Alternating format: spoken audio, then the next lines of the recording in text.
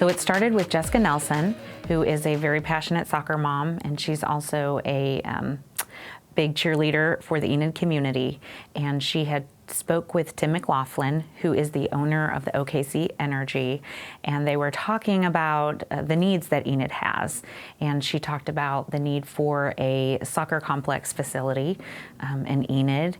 And there were so many kids that were involved in soccer, and considering what they are playing in now, which is a retention pond, she had mentioned that there is a huge need for a facility here and that it definitely would be used.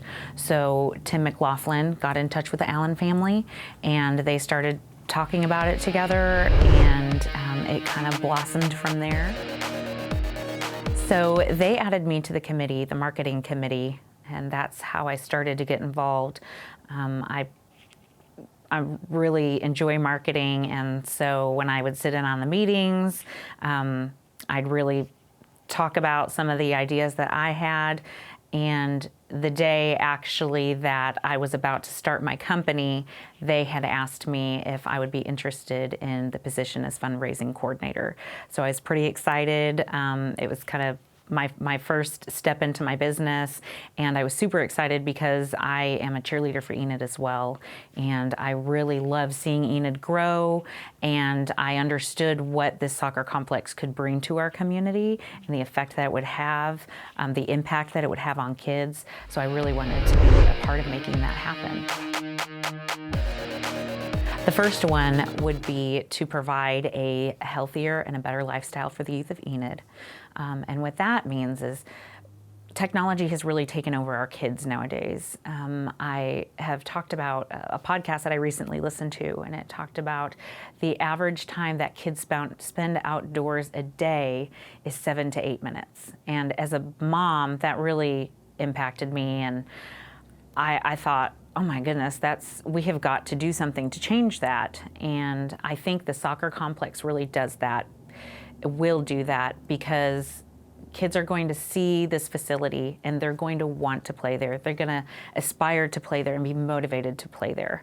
And so with soccer, I mean, I watched my daughter for the first time practice soccer yesterday because I just enrolled her on a team, and they run constantly. They run nonstop. And that physical activity, that being outside, is going to be great for kids.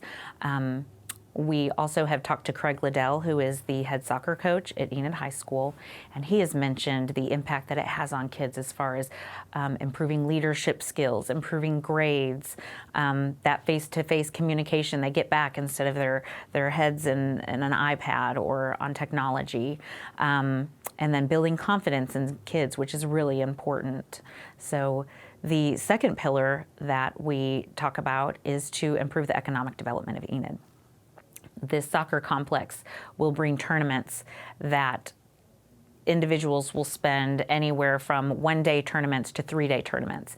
And the impact that that has on our community is incredible because they need some place to stay, they need some place to eat, they need places to shop. You always forget something, so you have to go and buy the socks or anything like that. If you're a soccer parent or any kind of parent involved in traveling sports, you know how much money is spent when you go out of town and you go to these tournaments in Tulsa or Wichita, Oklahoma City. So what we want people to do is we want to build a complex that brings people here, and people start spending that money here in Enid, and they start to really experience what we have available. Marcy Jarrett has mentioned the more people you expose to Enid, the more people return to Enid. So that's really what we want to do. We want them to be able to experience Enid and spend their money here. The other one is to instill community pride with another significant project. So right now, the David Allen Memorial Ballpark is a beautiful facility. The economic impact of David Allen Memorial Ballpark is $6 million a year. And with this soccer complex, we anticipate to double or even triple that.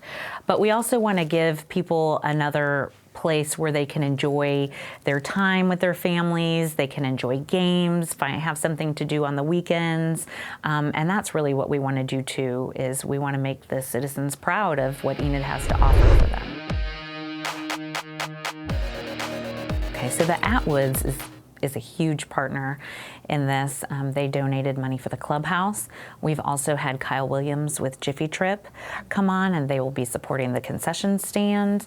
There's some families that have supported the project as a memorial to lost loved ones. Myra Ward has donated in memory of Lou Ward. John Berg with Triangle Insurance has also donated. St. Matthew's Church, Garfield Furniture, Envirotech, and that's just to name a few. We've had an incredible amount of support with the community and members within the community, and it's been incredible, especially through the pandemic that we've been dealing with. That's definitely been a challenge. So for them to be generous enough to support us has been incredible. Okay, so the complex will sit on 60 acres. There will be 7 fields, 1 artificial turf, and 6 all-natural grass. And then there is the sports, the clubhouse, the sports complex, which is a field house, and that is 24,000 square feet. And that will house a futsal field, locker rooms, a meeting space area, so the community can use the facility as well, the concession stand area, bathrooms. There will also be sunshades because it's going to get pretty hot out there, so we want to make sure to give people some relief in the sun, the hot summer sun of Oklahoma.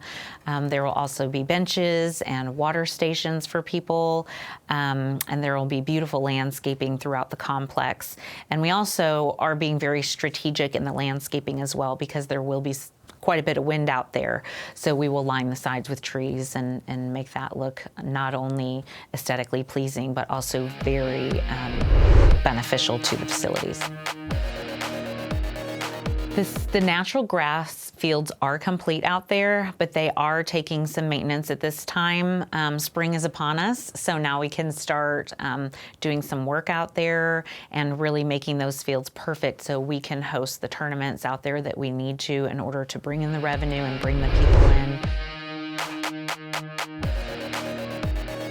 So some other features that the complex will be a playground for kids to play on. It'll be really beneficial because the complex will be at the end of the trail. So kids can come and use the playground as they please and ride up or walk up. And it'll be really nice to have a playground as a parent who uses the trail, to have a playground on the trail. That'll be really nice. There will also be 3 training fields that are going to be artificial turf, and that can be used for practice games, but it can also be used for kids games.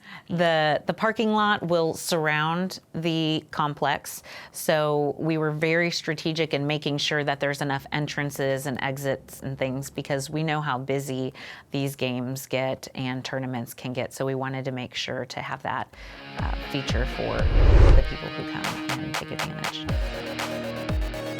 In May, and then we hope to begin groundbreaking in June for the clubhouse.